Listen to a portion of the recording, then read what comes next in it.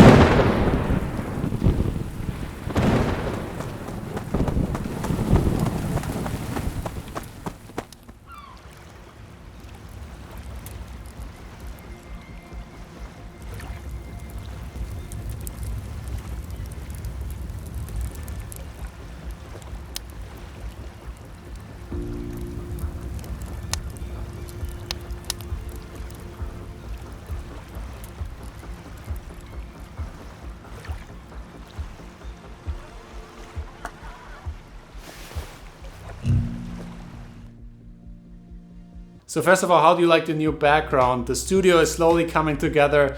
I have the neon sign back up and there's another PavoTube back there for additional lighting. Leave me a comment down below how you like the new studio setup and if you have any suggestions what I could change. I have a giant light source there. It's actually a really small room here.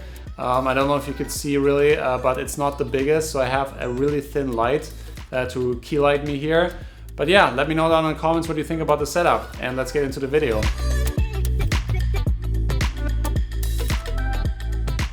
Okay, so Nanlight reached out and wanted me to shoot this commercial, and to be totally fair, this was one of my favorite processes how to shoot a commercial yet, because I had complete freedom in what I did. I had some ideas and I pitched it to them and they really liked it. So I had completely creative freedom in what I did. And I still got paid for it. Usually what happens is the client really tells you what to do. You're kind of like an executor of what the brand wants. But with this project, I could do whatever I wanted and they were cool with it, and I could just shoot out with my friends out there and create something really cool. And I feel it shows in the video that I really was passionate about executing it. And those are the best projects, when the brand trusts you in your vision and lets you execute it and have a lot of freedom in what you're doing. I just love it. So because the PavoTube one was the light I used the most in my older videos and I already loved it, it was easy for me to create ideas that I really liked about the PavoTube 1 that even are better in the PavoTube 2. And I really wanted to show off the use cases, the different use cases, because I think that light is so versatile. So I wanted to show off the use cases that you can use this light in. And that's how I had the idea to transition actually from the actual footage that came out of the camera to the behind the scenes of the shot. And I really wanted to make creative transitions in between the different scenes that I had. So I thought, okay, I have 3 scenes and I wanted to have a creative transition in between them. And at first it was really hard to pull off, so because how are you gonna get from like a TV shot to like a product shot to like out somewhere out in the rain? But then you just have to be creative, because there's always a way to transition from one shot to another.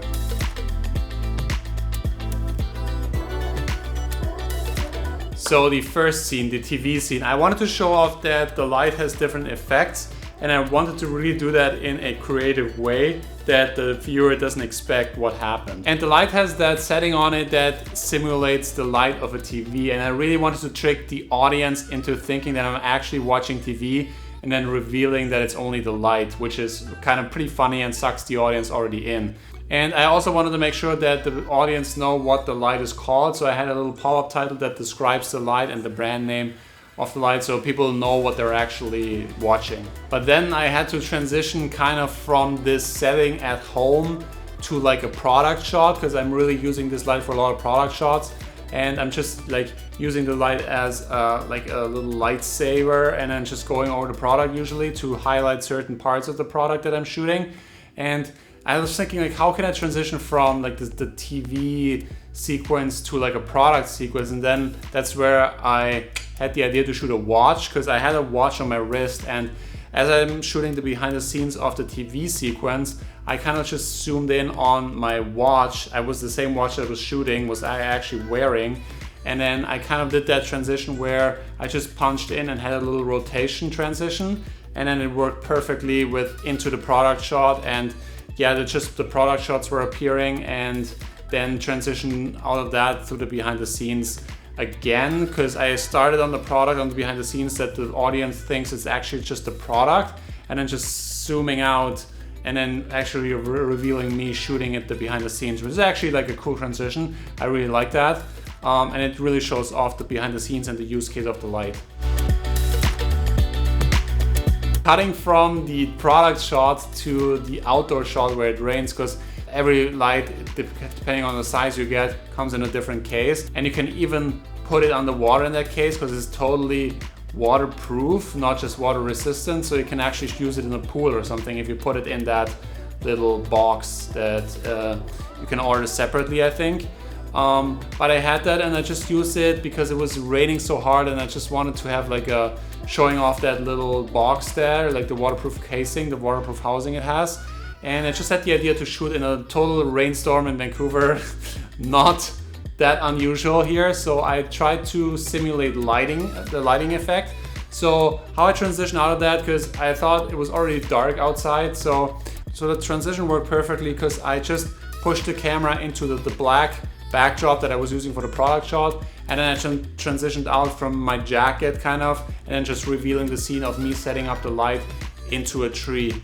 I was actually surprised that the light was holding up so nicely, because it was completely dark out there and there was no other light source except the Nanlight PavoTube. So I think the shots turned out pretty great, and I think that light could be used for almost any lighting situation.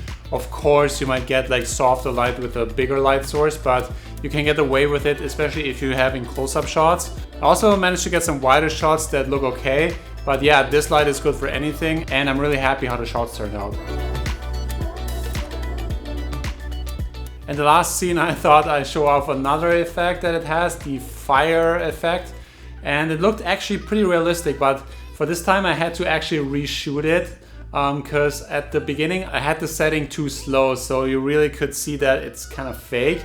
But yeah, then I dialed in the settings a little bit more accurate, more fast, so it looks more realistic. And I think in the final shot you can't really tell the difference between an actual fire and the PavoTube lighting. And then I also enhanced it a little bit with like some sparks flying around, so you actually think that the girl sits at the fire, and then you just pull out, there's just a light there in the darkness. And yeah, I think it just works out great. I think that's a really cool, versatile light with tons of effects. There's a bunch of more effects that I could have shown off, but yeah, I think those worked perfectly, and I was really having fun with the shoot, and you know, like shooting with my friends, and I could do what I wanted without the brand pressuring me too hard and we want this, because usually the creator, if they have like a little bit of experience, they know the best what works for the audience that they have and for other people that actually use a light. Because I used the previous model a bunch and I really know how to use it, and yeah, the brand realized that and really gave me the creative freedom that I needed to make this video. So for most of the shots I used my Sony FX3 just handheld, and then a bunch of times I used a little stabilizer gimbal, the DJI Ronin 2, because for the transition shots you have to get a really smooth pullback, and you can't really do that with handheld, and I wanted to have it as smooth as possible. So I had a friend use a gimbal that filmed it behind the scenes of me.